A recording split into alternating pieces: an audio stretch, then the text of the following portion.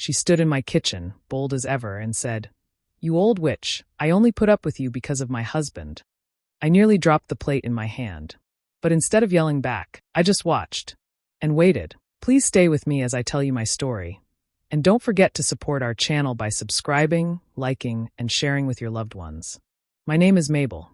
I'm 62 years old, a retired nurse, and I live in Jackson, Mississippi. This house, small, neat, with yellow curtains and creaky floors, has been mine for nearly 30 years.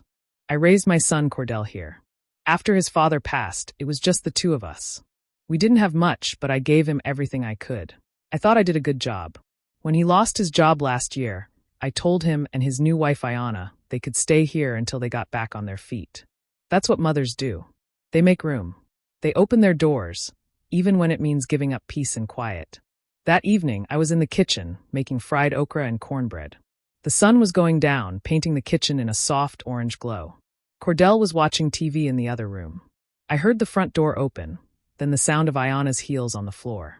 She didn't say hello, just walked to the fridge, grabbed a drink, and leaned against the counter behind me. I stirred the pot and said, "Dinner's almost ready." She didn't answer. For a few seconds, we stood there in silence. Then I heard her say something. Not loud, but clear enough. "You old witch. I only put up with you because of my husband." I stopped. I didn't turn around. I didn't drop the spoon. I just stood there, like time had paused. My heart didn't race, but something inside me felt cold. She said it like I wasn't even there. Like I didn't matter. She walked off like nothing happened. I finished cooking, called them to eat, and sat down at the table. I smiled when I needed to. I passed the cornbread. Cordell laughed at something on his phone. Ayanna joked and acted sweet. I watched them both. That night, lying in bed, I couldn't sleep. I stared at the ceiling while the crickets chirped outside. The words kept playing in my head, quiet and sharp. "You old witch. Only put up with you. Because of my husband." I've heard many things in my life, but this one stuck. It didn't shout. It didn't hurt right away. It just stayed like a shadow in the corner of the room. And I knew something wasn't right. I just didn't know yet how far it would go. Sunday dinners used to bring warmth. Now they brought tension so quiet, you could almost miss it if you weren't looking close enough. The roast was tender, the biscuits fluffed just right, and the tea was sweet. Everything on the table said comfort. Everything around it said otherwise. Ayanna arrived late, her heels tapping fast across the tile. She laughed too loud, kissed Cordell on the cheek like a performance, and barely nodded in my direction. Her nails were long, bright, and sharp, just like her words when she felt like using them. She floated around the kitchen, offering help I hadn't asked for, commenting on how quaint everything looked. I said thank you anyway. I always said thank you. Guests arrived slowly, my cousin Willie Mae, Ms. Geraldine from church, a neighbor or two. We bowed our heads, said grace, and passed the food around like we always did. The air was filled with talk, the clinking of silverware, the smells of home. Then came the shift. Ayanna leaned back, sipping her wine, eyes fixed on me but voice aimed at the others. You all wouldn't believe how often I have to remind her where things are. I mean, I get it, memory fades, right? Laughter from her. No one else. She wasn't done. Just the other day, she called me into the kitchen all panicked. Thought someone had taken her keys. They were in her apron pocket the whole time. Bless her heart. Nobody spoke. Not even Cordell. I reached for the sweet potatoes and served myself calmly, not even looking up. I didn't flinch, didn't blink. I let her words land where they may. That kind of meanness wears a smile like a mask. It sounds like teasing if you're not paying attention. But I was paying attention. Cordell gave a quiet chuckle, then looked at me. His face didn't match the sound. His smile wavered for half a second, then faded. I saw it. I think she saw it too. The rest of dinner went on with uneven rhythm. Conversations stumbled, then restarted. People complimented the food more than usual, like they were trying to fill a space. After dessert, Ayanna excused herself, saying she had to take a call. She left her plate half-finished, and her voice echoing behind her. I started clearing dishes. Cordell stood to help without being asked, eyes distant. You all right? He asked, not quite meeting mine. I'm fine, I said. Long day, that's all. He nodded, but the look stayed in his eyes. A question forming, but not yet ready. When the table was clear and the guests had gone, I sat alone in the kitchen with the last bit of cobbler. The house was quiet again, but not peaceful. Not yet. The sun was barely up when I sat at the kitchen table with my checkbook and a cup of coffee. The house was still. I liked mornings like that, quiet, with just the hum of the fridge and the birds outside. I flipped through my bills, wrote out the amounts, signed the church offering like I did every month. Folded it, slid it into the envelope, and placed it neatly in my Bible next to the front door. I always took it with me on Sunday mornings. 3 days later, the envelope was gone. I checked the Bible twice, then the table, then under the couch cushions just in case I'd moved it without thinking. Nothing. I even looked through the trash before telling myself to stop. I'd never lost a check before. Not one. It didn't sit right. I said nothing. That afternoon, Ayana came home swinging a shopping bag from one of those downtown boutiques. Her nails were freshly done, and her smile was bright, too bright. "Just a little something I saw on sale," she said, twirling in the living room, showing off a new coat that wasn't cheap. Cordell glanced at the price tag and raised an eyebrow, but she kissed his cheek and waved it off. "We've been tight lately," he said, more to himself than to her. Ayana just laughed. "I use my own money, babe. You know that." I folded laundry on the couch, watching them without watching. I didn't speak. Just tucked a clean towel into the basket, one after another. That evening, I noticed the electric bill unopened on the counter, days past due. The water bill, too. I didn't say a word, but I started writing things down quietly in a small notebook I kept in my dresser drawer. Dates. Details. Things that didn't line up. 2 light bulbs went missing from the hall closet. A small set of earrings my sister gave me years ago turned up gone from the dish on my dresser. Just little things. Things you might overlook, if you weren't already paying attention. I didn't make accusations. I didn't raise my voice. That's not my way. Instead, I made sure to talk out loud sometimes when Ayana was near. Casual things. Funny, I thought I'd already paid that bill. Or, must have dropped that envelope at church, I suppose. Always gentle, never sharp. Just enough to let the air shift. Cordell started noticing, too.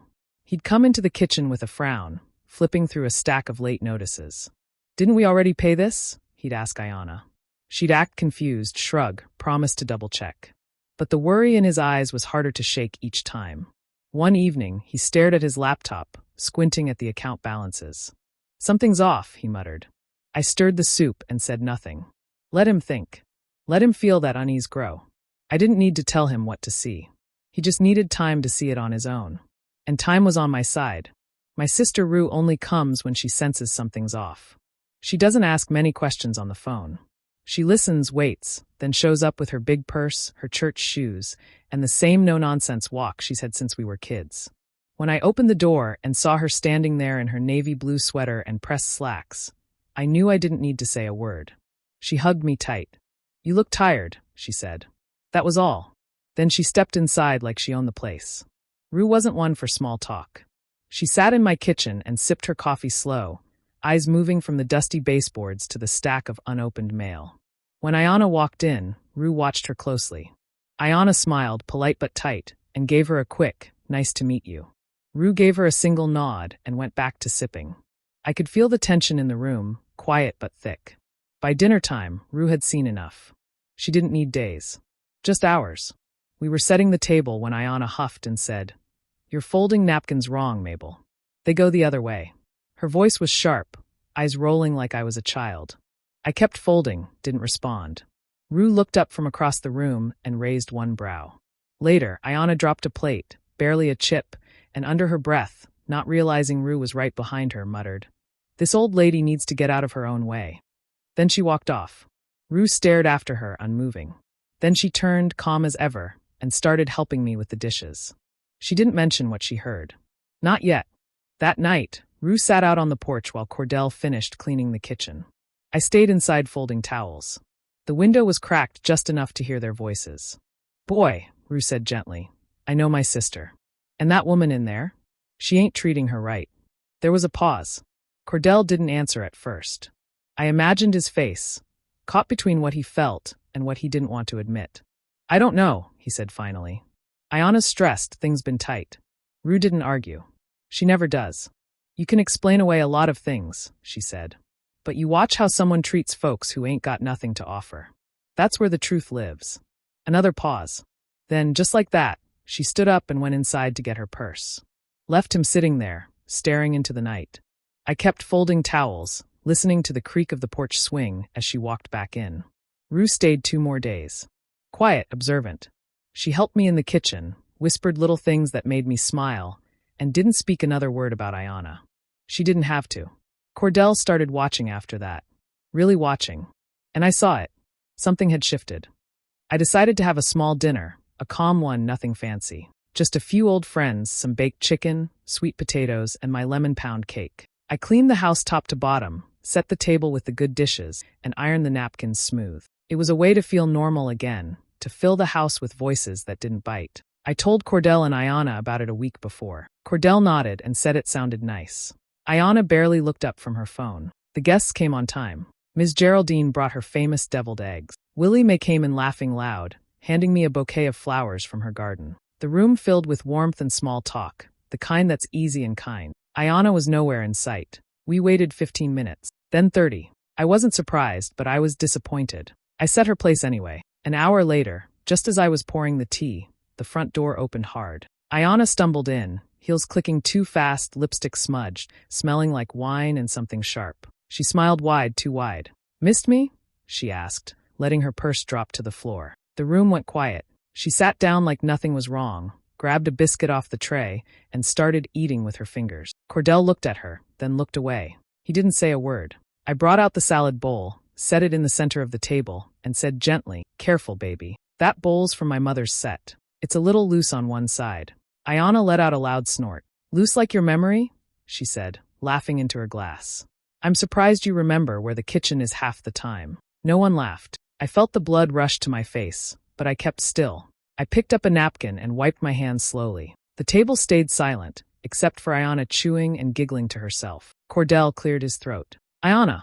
She cut him off. "What?"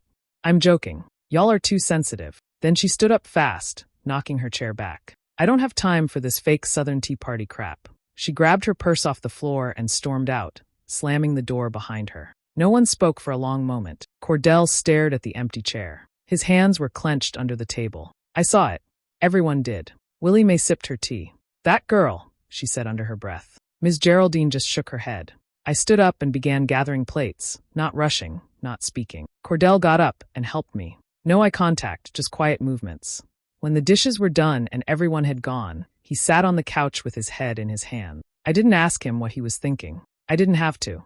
That night, nothing was said. But something inside him had changed. I saw it in the way he looked at me, not with pity, but with clarity. Like a fog had lifted, and for the first time, he could see the cracks. It was nearly midnight when Cordell got out of bed. He couldn't sleep. The house was quiet except for the hum of the fridge and the soft ticking of the hallway clock. He walked barefoot down the hall, planning to grab a glass of water. The kitchen light was on, but faint, only the stove lamp glowing low. He slowed his steps when he heard a voice. Ayana's. She was on the phone, pacing the kitchen in one of her silk robes, barefoot, wine glass in one hand, phone pressed to her ear with the other. Her back was to the door. Cordell stopped just short of the entrance, hidden in the dark hallway. "I swear, I'm losing my mind in this house," she whispered, loud enough to carry. "It smells like dust and old furniture. She's always in the way." There was a pause while the other person spoke. Ayana giggled. "No, I haven't said anything to him yet. He still thinks she walks on water or something. But trust me, I'm working on it." She swirled the wine in her glass. "I just need a little more time. Once that old bat finally dies, the house is ours, free and clear. Then we can talk about next steps." Cordell's breath caught. He stood frozen, feet planted in the shadows, heart pounding. The words hit him hard, not shouted, not screamed, but soft and sharp, like a knife sliding in quiet. He backed up slowly, step by step, careful not to make a sound. His bare feet made no noise on the floor. When he reached the end of the hallway, he slipped into the living room and sat on the couch in the dark. He didn't turn on the lamp. He didn't move. He just sat. The words replayed in his mind over and over. "That old bat. When she dies, the house is ours." Cordell had heard people say ugly things in moments of anger, but this was different. This wasn't a joke or a bad day. This was something planned, cruel, calculated. He sat there for hours, unmoving. The kitchen went quiet after a while. He heard Ayana's soft footsteps heading back toward the bedroom. The door opened and closed. Still, he didn't move. His thoughts raced, trying to make sense of what he'd just heard, but the pieces wouldn't settle. All the missed bills. The new clothes. The way Ayana rolled her eyes when his mother spoke, the snide comments, the cold stares. He had tried to explain it all away. Stress, pressure, bad moods. But this was different. He rubbed his hands over his face, stared at the dark ceiling, and felt something heavy inside him shift. He didn't sleep that night. Not even for a minute. He sat in silence, the only light in the room coming from the blinking red numbers on the cable box. By morning, he was still there, eyes wide open, watching the sunlight creep through the blinds like it was crawling. Nothing had changed on the outside, but something in him had broken loose. I had a quilt tucked away for years, an old one, passed down from my grandmother, then my mother, and finally to me. It wasn't just cloth and thread. Each square told a story, scraps from old dresses, church programs, baby blankets, and aprons. I'd started adding to it again, stitching pieces from my life now. Slow work, but peaceful. One afternoon, I laid it out on the dining table to sort through the patches. The house was quiet. Cordell had gone out to run errands. Ayana was in the bedroom, music playing low behind her closed door. I stood staring at the quilt for a while, fingers tracing old seams, remembering the hands that came before me. After a minute, I called out, "Ayana, can I borrow your eyes for a second?" She came in a few minutes later, dressed in leggings and a sweatshirt, phone in hand. She didn't look up. "What's up?" she said, tapping the screen. "I'm trying to line this border," I said gently. I thought an outside opinion might help. "You've got a good eye." She glanced down at the quilt, then smirked. It looks like something from a flea market." I smiled, more to myself than to her. "It's old, but it's got history." She rolled her eyes. "It's got dust." I didn't respond. I held out a corner of fabric, motioning to the edge. "Can you hold this while I pin the corner?" "I just need a second." She sighed loud, set her phone down, and reached for the fabric without care. "Fine, but I'm not a grandma yet. Don't get used to this." She grabbed the cloth too fast. The fabric tugged, and with one careless pull, a seam popped. Then another. A piece from my mother's dress tore right across the middle. I gasped. Ayana froze for a second, then let go. "Why'd you hand me the weak part?" she snapped. "This thing's falling apart." I bent over the table, pressing the tier flat with shaking hand. My voice stayed soft. "That piece was from 1965. "Well, don't give me some ancient rag to hold," she said, backing away like it wasn't her fault. "You knew it was fragile." Just then, the front door opened. Cordell stepped in, holding a grocery bag. He stopped when he saw us, me standing over the quilt, Ayana crossing her arms. "What's going on?" he asked. Ayana turned fast. She told me to help, then got mad when the thing ripped. "It's not my fault. It's old." I looked up slowly. Cordell's eyes met mine. He looked at the quilt, at the tear, at Ayana. Then back at me. I didn't say a word. Ayana kept talking, trying to explain, but Cordell wasn't really listening. His face was still, his jaw tight. He walked over, set the groceries down, and gently touched the edge of the fabric. "Was this from Grandma's dress?" I nodded. He didn't say anything more. Just stood there, quiet, eyes on the tear, then on Ayana. He knew. Finally. And this time, his eyes didn't lie. The morning sun crept in slow through the curtains. I came out of my room, expecting the usual silence, maybe the smell of coffee if Cordell had risen early. But something was off. The hallway felt colder, too still. When I turned the corner into the living room, I stopped. My suitcase sat by the door, my coat folded on top, my shoes lined up neat beside it. I stood there for a long moment, just staring at it. I hadn't packed. I hadn't even touched that suitcase since Cordell and Ayana moved in. I didn't need to ask who had. Footsteps behind me. I turned and saw Ayana standing there, arms crossed, lips pressed tight. No smile. No greeting. "I figured it was time," she said flat, like she was reading off a grocery list. "You've had a good run here, Mabel, but it's getting too crowded. We need space. Privacy."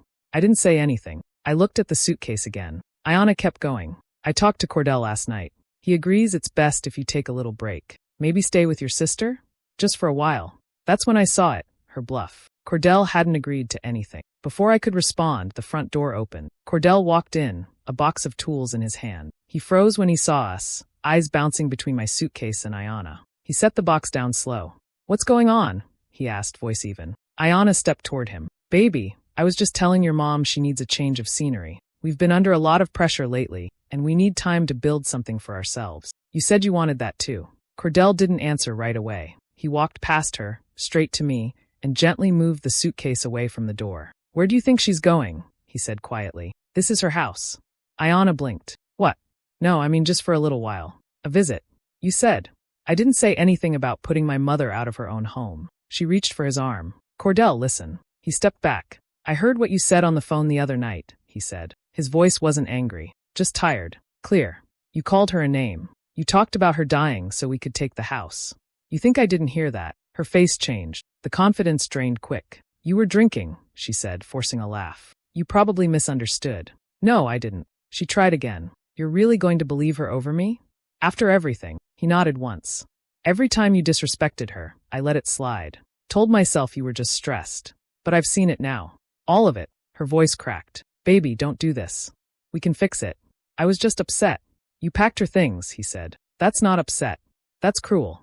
Ayana opened her mouth, but no words came. She stood there, stunned, blinking like she didn't recognize the man in front of her. Cordell turned to me. You're not going anywhere, Mom. And just like that, the room shifted. The power in it moved back where it belonged. The house was too quiet. The kind of quiet that sits on your shoulders. I sat at the kitchen table, both hands wrapped around a warm mug I hadn't taken a sip from. The suitcase was gone. Cordell had moved it back to the bedroom himself, without a word. But we both knew something was still hanging in the air, unfinished, waiting. Ayana came down the hallway slowly, like she felt it too. Her makeup was smudged, her voice soft. Cordell, can we talk? He stood near the window, arms folded, jaw tight. He didn't turn. Go ahead. She stepped closer. I didn't mean for it to go like this. I was just upset. I wasn't thinking straight. You were thinking fine when you called her names, he said. Ayana blinked. You're blowing this out of proportion. That's when he turned. No, Cordell said, voice sharp now. Don't do that. Don't stand here and act like this is small. You disrespected the woman who gave me life, who took us in when we had nothing. You smiled in her face and talked trash behind her back. You lied to me. You used me. Ayana's lip trembled. That's not fair. She gave us shelter, he said louder. And you treated her like a burden. Tears welled in her eyes. Please. Cordell, I love you. I know I messed up, but we can get past this. I'll apologize. I'll make it right. You tried to put her out of her own house. I wasn't serious. You packed her suitcase. Ayana took a shaky step forward. I was scared, okay? I thought you were slipping away from me. I didn't know what else to do. You played me, he said, eyes locked on hers. And now you want to cry like you're the one who's hurt. She reached for his hand. Don't throw us away. We can fix it. He stepped back. No, he said firmly. You had chance after chance to show her respect. And you chose spite every time. Ayana stood frozen, tears falling now, mascara streaking down her face. Cordell, please. He walked to the front door. She followed. Where am I supposed to go? You'll figure it out, he said. He opened the door. For a long second, she didn't move. Then, without another word, she walked out. Cordell closed the door behind her, slow and steady. He didn't speak. Neither did I. But in the silence, I finally took a sip from my mug. It was cold. And that was just fine. The days felt lighter now. No doors slamming. No whispers behind my back. No walking on eggshells in my own home. Just the hum of cicadas, the soft creak of the porch swing, and the taste of sweet tea that actually stayed sweet. Cordell was out in the yard, trimming the hedges. His shirt stuck to his back from the heat, but he didn't complain. He'd found a little part-time job at the hardware store, something simple, something steady. Each evening, he came home with dirt on his hands and peace in his eyes. I rocked gently, glass in hand, letting the breeze brush past my skin. No bitterness in my chest. No fire in my throat. Just quiet. A robin landed on the fence post and stayed there a while, head tilted, watching like it knew something. Cordell looked up from the yard. Want me to make lunch in a bit? I smiled. Only if you're cooking that grilled cheese the way I taught you. He laughed, nodded, went back to trimming. I sipped my tea again, slow this time. I thought of Ayana now and then, not with anger, just understanding. Some people bring storms. Some people are storms. And sometimes the best thing a storm can do is leave. I looked out at the yard, the porch, the place I'd built. And I whispered, more to myself than anyone, some storms come to wash things clean. And this one did just that.